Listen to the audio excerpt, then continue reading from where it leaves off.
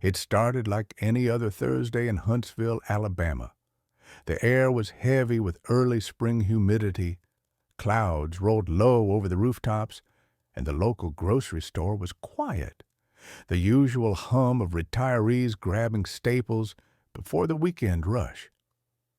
Harold Whitaker, 72, walked slowly along the cracked sidewalk, his steps measured, his back slightly hunched. He wore a worn army sweatshirt, jeans, and a baseball cap with faded stitching. 82nd Airborne, retired. In his hand, a canvas bag, neatly folded inside, a carton of milk, a loaf of bread, and a small jar of honey. He nodded politely to a mother wrangling her toddler near the carts. He smiled at the cashier on his way out. Nobody paid much attention to him, and that was fine by Harold. He liked it that way. But 2 blocks over in the parking lot, a call came through to local police dispatch. Suspicious male, dark clothing, hiding something under his sweater. Might be shoplifting? A cruiser turned in, 2 officers inside, young, full of energy, low on patience.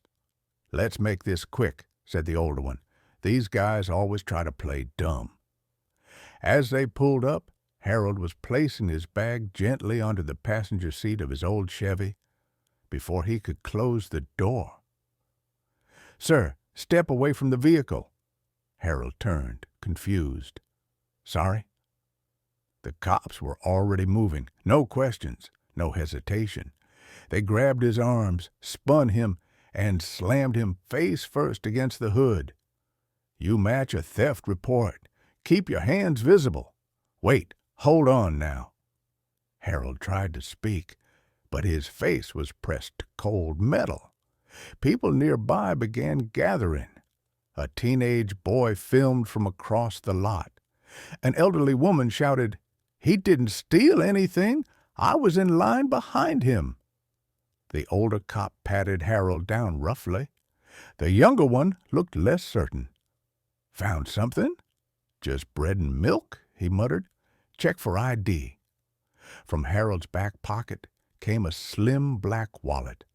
The younger officer flipped it open and froze. Sir?" He stepped back, showing the card to his partner.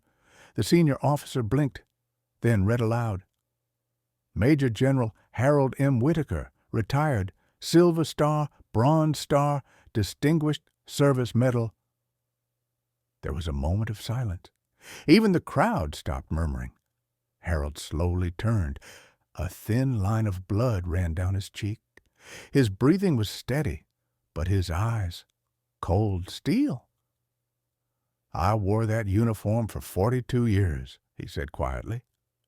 "Not so I could be treated like this in my own country."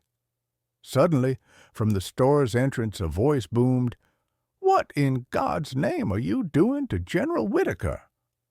It was Mr. Langston, the store manager, also a veteran. He stormed over, brushing past the stunned officers, and put a firm hand on Harold's shoulder. "I served under this man in Kuwait. He saved lives. You lay hands on him like he's a criminal?" The next few minutes were chaos. Supervisors were called. Apologies were stammered out. The crowd's anger only grew. By nightfall, the video had over 1.2 million views.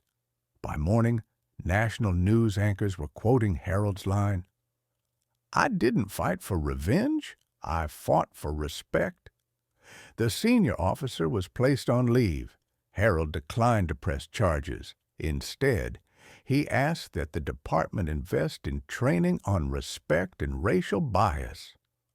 A week later, the same grocery store unveiled a framed photo in the lobby. In it, Harold in uniform, saluting beside his decorated flag.